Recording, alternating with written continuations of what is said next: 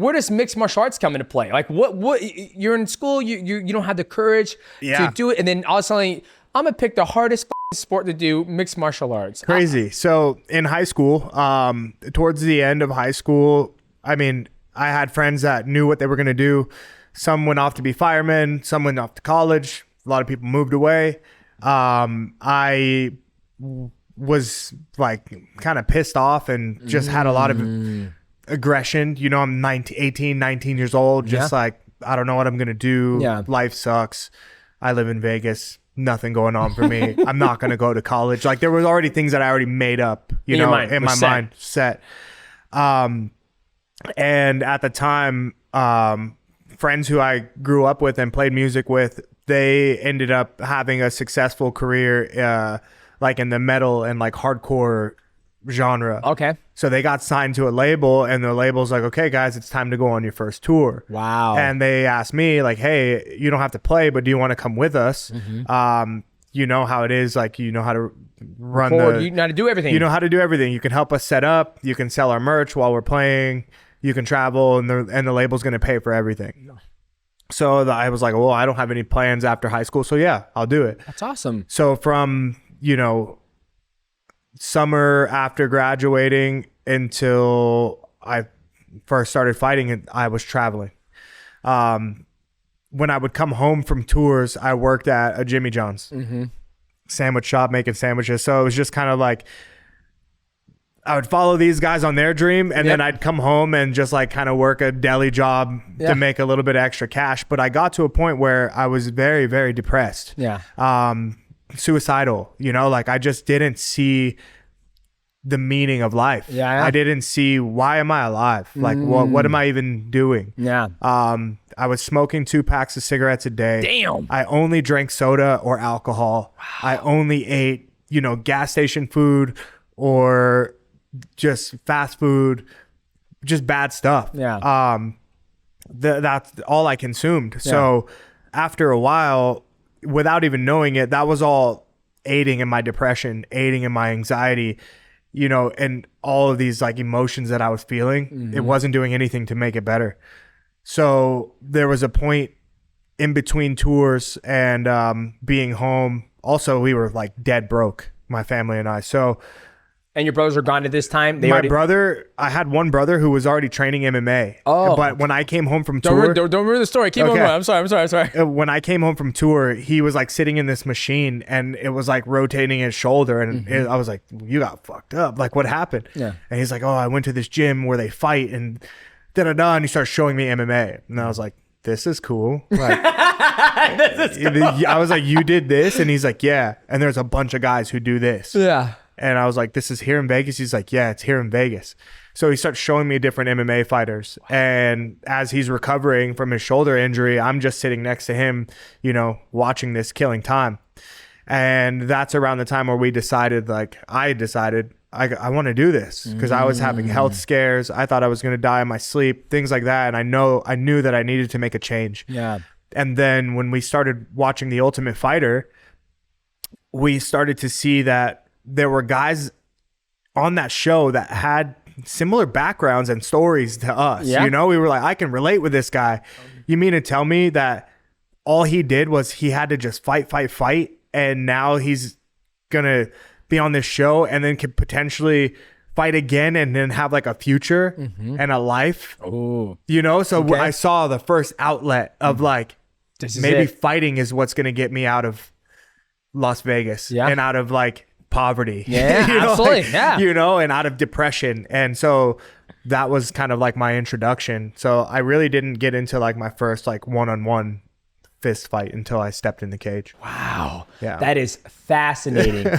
Fascinating, right? Crazy. Yeah. See, this is the one thing I love about doing this podcast, is that I don't feel anybody's going to sit down and hear this conversation. Yeah. Right? Like, I am fascinated. Like, I am like, now as we're going, I'm like, this motherfucker better win. Because when you win, I'm fucking selling. Just because it's like, everybody has a story. Everybody has hard times, right? But to hear like you being depressed, because there was a point in time in my high school when I was depressed. Like, I had no friends. I would eat in the fucking library by myself. And my best friend was second grade. It's all my friends. They weren't there for me at my hardest times, right? And I found my outlet through video game and sports. But to hear you have almost the same story where you're like, what's my purpose in life? Like, hey, I have my buddies. We go on a tour with them. You come back home. Same thing I was doing. I was going to college. I'm going to college because it was the thing to do to be successful. And I'll come home during break, and then I found the Ultimate Fighter. And that's what it's like, man, I think I can do this. And so to hear, like, our stories are pretty much similar along that same path. It's like, wow. Yeah. And the health scares and all that stuff, it's like I'm just blown away because I would never have thought, I was like, yeah, man, I was a fucking D1 football player. I was hitting that eye gap, running motherfuckers down. Like, I thought that would have been your story, but it's not. So you get into mixed martial arts with your brother. Yeah. Now, walk me through that. Like, the first day you going to the gym, like, your brother's recovering from shoulder surgery or injury. Yeah. So he ended up recovering. It was towards the end, so he was comfortable with training again. But we found out from watching YouTube and DVDs, we saw Vanderlei Silva. And I thought, this guy's my favorite. The axe murderer. You know, and I'm like, wow, this guy fights crazy. If I fight, I want to fight like him. And so we started looking at, you know, what MMA gyms are in Las Vegas, and we saw that he had one. So I told my brother, I'm like, if we're going to fight, I want to learn from this guy. So we went to his gym. And from the first day that I showed up, it was very early morning, signed my membership, and took the Muay Thai class in the morning. And fucking amazing.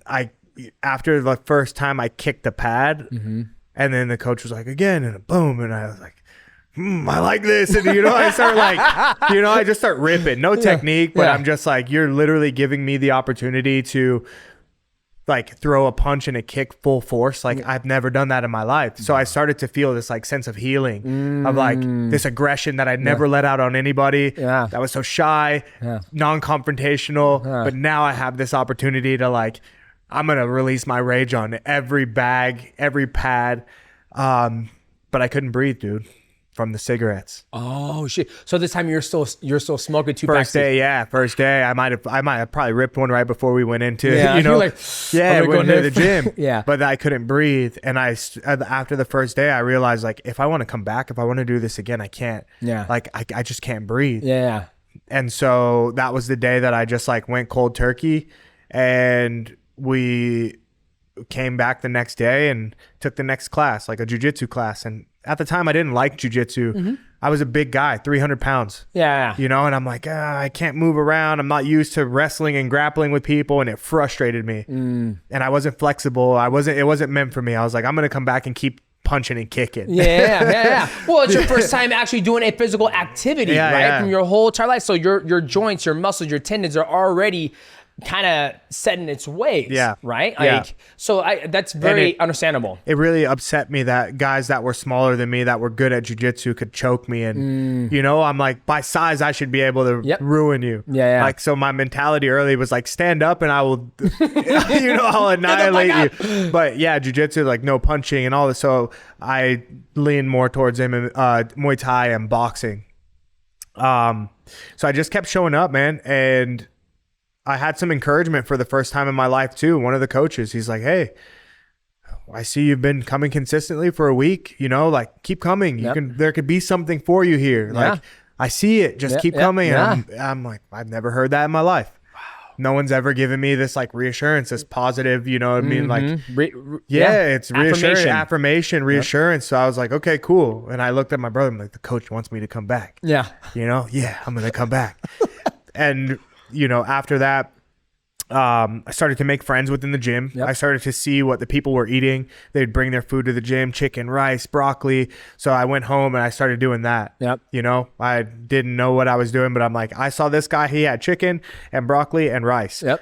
So I made that, and that's all I ate for like months. You're like, oh my God. Brother, come in here. Yeah, and then like after maybe 2 months, I started losing weight, and then people that didn't see me for a while were like, "Hey, dude, you're looking good." So I was like, "You're just soaking it up." Where is this positivity coming from? Because I was such a negative person, like literally, like about to like wanted to end my life. You know, and and things just started changing because I chose to train MMA. So after 11 months of training, I lost 100 pounds. Damn. And the coaches found me an amateur fight, and how was that?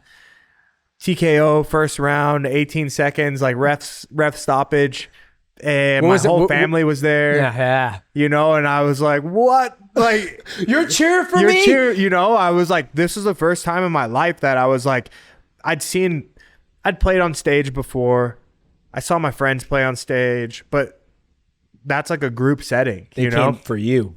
These people came for me and they were cheering for me, like, and I won. And that, from that moment, I just continued to push and push and push, not even knowing if I even wanted to take it to a next level. I just was like, I'll do it again. I'll do it again. I'll do it again. Yeah. Okay. Beautiful. By the way, beautiful. Because a lot of people don't understand that. You just show up.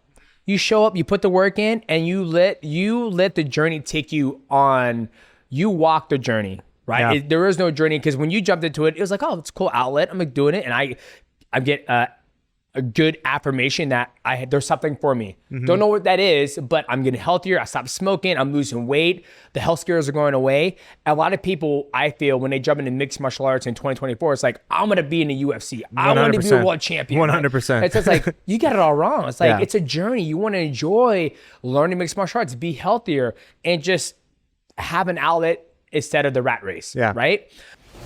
Now, if you guys enjoyed that clip and you want to check out the whole video, click right here. And if you guys want to see other clips from this channel, click right here. Enjoy.